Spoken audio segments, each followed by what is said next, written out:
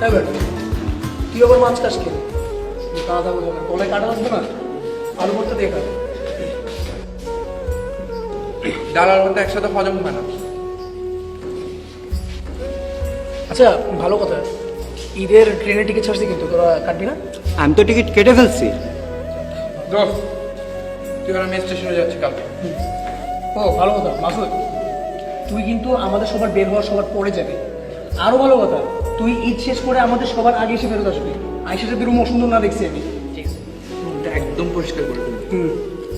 পেঁপেটা কিন্তু অনেক মজা হয়েছে না? হ্যাঁ রে। না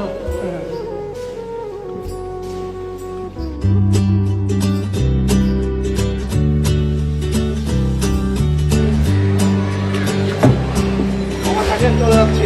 আচ্ছা ঠিক আছে। কি অবস্থা? সাবধানে যাবেন মামা। তোমার এটা রাখো তাইলে, তোমার ঈদের বকশিস। হ্যাঁ আর তুমি বাড়ি যাবো না আজকে? বাড়ি কিভাবে যাবো বলেন মামা? কেন? হোস্টেলে বন্ধ হয়ে যাইতেছে, আপনার রুমমেট তো যাইবো না। কিরকম সাইকো দেখছেন? ঈদ আইসে এখনো বাড়ি না যাদের এখানেই পড়তে হইবে। আমার কথাটা মানেন, ভিতরে যান, ঘাটটা ধাক্কা দিয়ে বাইর করে দেন। আপনার মতো আমিও রাগ করছিলাম, কিন্তু কিছু করার নাই। এতিমখানায় মানুষ হয়েছে, ঈদে যাইবো কই? কি বললেন? হ, যাওয়ার জায়গা নাই। দেখি স্যার কি করে। সাবধানে যায়েন মামা।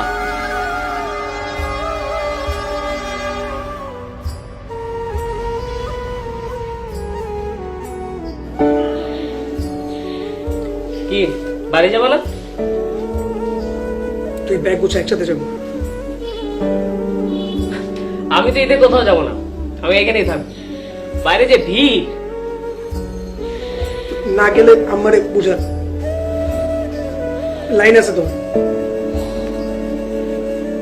আসসালামু আলাইকুম খালা। ওয়ালাইকুম আসসালাম। ব্যাগটা গুছায় তাড়াতাড়ি বাড়িতে চলে আসো। দুই ভাই একসাথেই থাকবা, মায়ের কাছেই থাকবা। আজকে থেকে আমার ছেলে একটা না, আমার ছেলে দুইটা। মায়ের কাছে ছেলেরা না আসলে কি মা ঈদ করতে পারে? আরে গাধা ছেলে, তোমার মা অপেক্ষা করতেছে, তাড়াতাড়ি চলে আসো। জি জি খালা, জি।